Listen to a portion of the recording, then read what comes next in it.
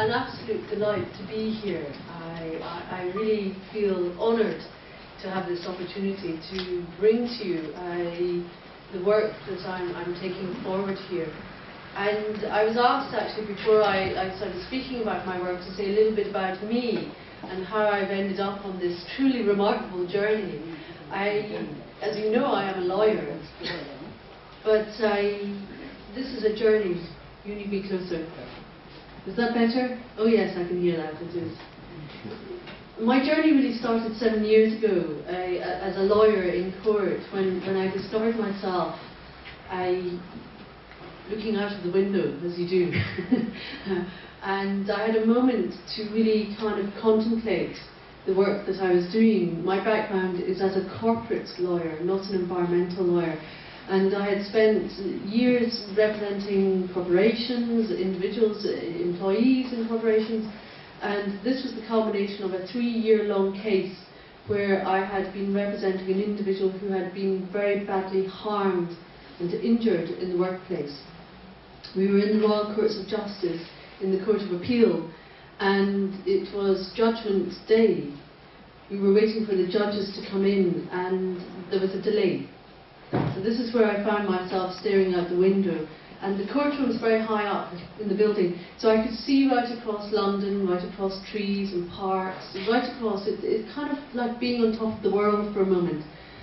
And I found myself thinking that there's something out there, something else out there that's been very badly harmed and injured, and that's the earth. And my next thoughts really changed my life. I found myself thinking the earth is in need of a good lawyer.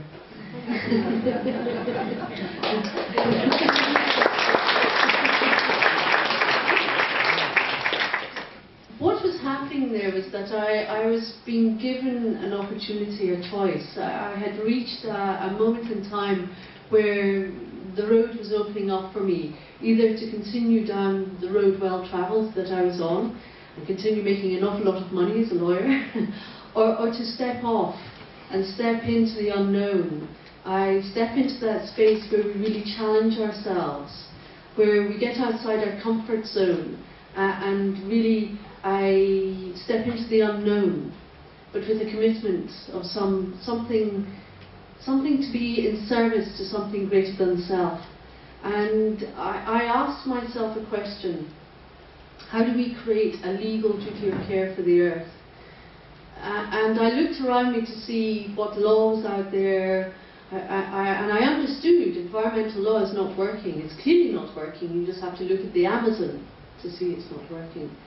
And I could see that environmental law itself was inherently flawed because it's not representing the interests of the earth, of nature, or the beings on this earth. It was largely protecting the interests of the polluter. We have permits to pollute. So that protects the polluter. It may limit the amount of pollution, but you can ultimately end up selling more and more permits, which escalates the problem. Or, the other side of it is a lot of environmental laws premised on fines. Catch me if you can laws. Very often those who are adversely impacted by huge environmental damage and destruction are communities that have neither the financial wherewithal or the legal understanding as to how to actually bring civil litigation into the courts. And even if that does happen, it can take many years, and any payout when it comes is often too little too late. So it seemed to me that we have a system that is not fit for purpose, and that there's space here for a new law to be created. A new law that comes from a very different place, a very different value basis. And ecocide is a very important driver within this. This is in effect about birthing a whole new body of law, earth law. And the beauty is that it's needed. And the world is responding to this very favourably, very fast, very quickly. So I'd like to take you a little bit on that journey. I'd like to explain a little bit about the law. And I'd like to tell you about where we are in this journey, and also why I think Norway is important in this new story of evolution. Because really this is about us giving birth to a new world. And when we do that, that's about creating new terms of engagement, if you like. And we need bridges to take us there as well. And law has caused a lot of the problems here, but law can also create some of the solutions. Not all, but they can certainly create some of the important bridges to get there. And the law of ecocide is a very big bridge in this new world. So I'd like to take you back in time a little bit. In fact, the Copenhagen negotiations, one of the people I met there is here today, Tormund, sitting in this audience, and he first brought me to Norway a few years ago. When I was in Copenhagen, I was on a platform with one of our British journalists called George Monbiot, and someone in the audience said we need a new language to deal with this mass damage and destruction. And I found myself thinking, that is absolutely right. We really do. It's like genocide, only it's ecocide. That should be a crime. And it was really a big idea there. That really answered my question of how do we create a legal duty of care for the earth. And I found myself literally running back to London after the negotiations with this very big idea. How could we create, is it possible, would it work to actually put in place an international crime, an international law of ecocide?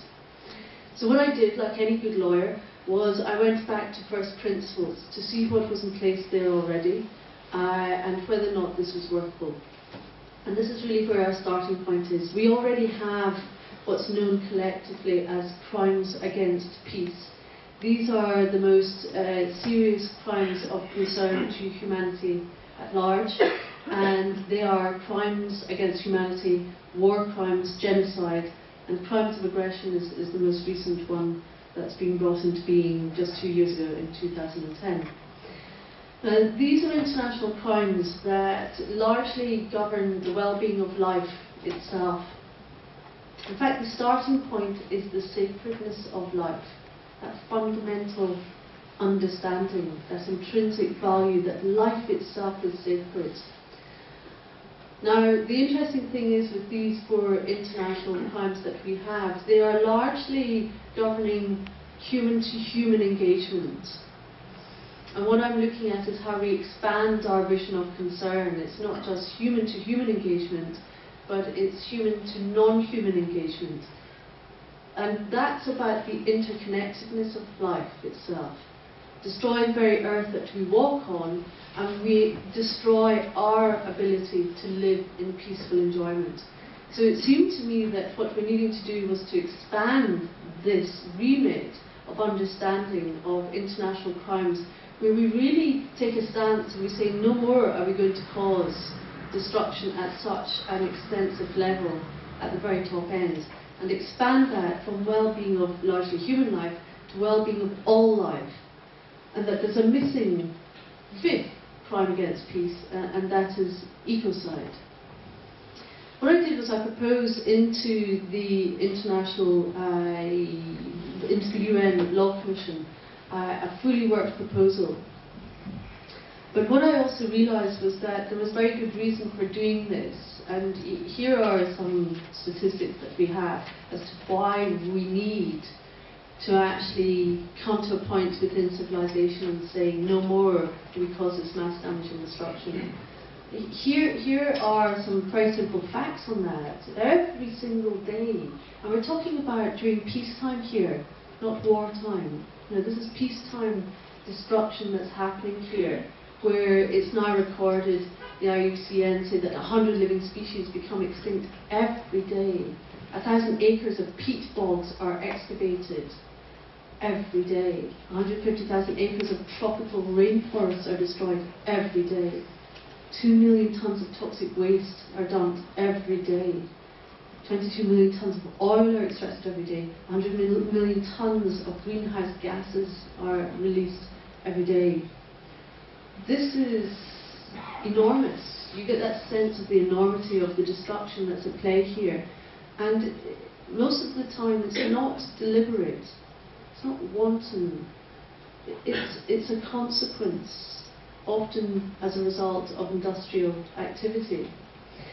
Now, a very good report was brought out in 2010, the Economics of Ecosystems and Biodiversity report, which was commissioned by many countries across the world, including Norway and Europe. And there was a very instructive number crunching exercise where the top companies in the world were examined to look at the mass damage and destruction that was being caused for the year 2008 just by corporate activity. And what was discovered was that it was $2.2 trillion of damage and destruction for just 1 year. Now that's larger than most GDPs for countries. So this is a huge number. But what was most alarming about this little bit of research was the discovery that 2009 was expected to be 4 trillion, and 2010 double again. So it's rather like one of those hockey stick graphs that we see.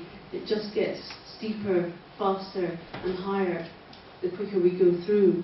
So somewhere along the line we're exponentially, it's like a snowball, it's getting worse and worse and faster and faster, quicker and quicker. So this gives very good reason as to why we really need legislation to call a halt to this. It's not, voluntary measures are not enough now. We need mandatory measures put in place, and that really requires it at an international level, not simply a national level. Now, this is actually the workings of a drawing that was really the back of an envelope for me to try and understand what it was I was bringing into being here, because I was understanding that where we cause damage and destruction, which I call ecocide, and I'll explain what that term really means in a moment, it leads to, amongst other things, resource depletion, which leads to conflict, which of course can lead to war. And what we're seeing is a hermetically sealed cycle of damage and destruction that's spiralling onwards and upwards, faster and faster and faster. It's not about slowing that down, it's actually about stopping it in its tracks. And this is where a law of ecocide really comes into its own as a disruptor. We want to disrupt this cycle that's spiralling out of control, actually halt it, and change the direction in a completely different direction altogether. And ecocide as a law, I believe, can act as that disruptor, literally come in and stop that never-ending cycle that's spiralling out of control now. Now this is the beginnings of the proposed definition that was submitted into the UN Law Commission back in March 2010. Ecocide is the extensive destruction, damage to, or